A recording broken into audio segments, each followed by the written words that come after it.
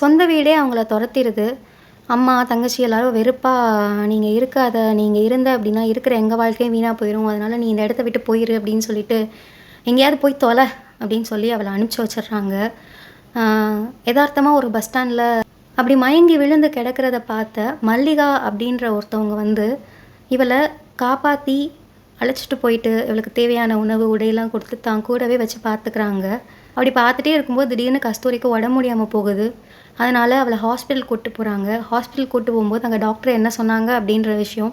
அதுவும் போக மல்லிகா திடீர்னு ஒரு நாள் நைட்டு கஸ்தூரிய விட்டுட்டு போயிடுறாங்க. அதுக்கப்புறம் அவங்க வரவே இல்ல. மறுநாள் அதனால கஸ்தூரிக்கு ஏற்பட்ட நிலைமை என்ன? அவ எவ்வளோ கஷ்டங்கள அனுபவிச்சா? ஆ ஏன் வந்து இதெல்லாம் இந்த உலகத்துல நடக்குது? எல்லாரும் எல்லாரையும் ஏன் மனுஷங்களா பார்க்க மாட்றாங்க?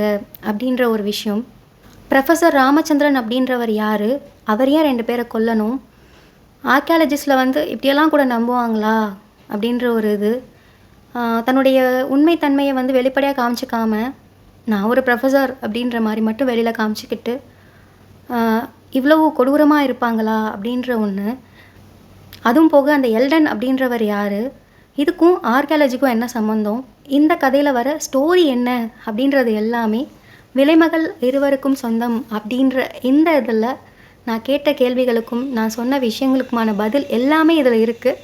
ரைட்டரோட ஐடியா நம்மளுடைய கமெண்ட் பாக்ஸ்ல நான் பின் பண்ணியிருக்கேன். பிடிச்சவங்க இந்த புத்தகம் வாங்கி படிச்சு பாருங்க. நன்றி.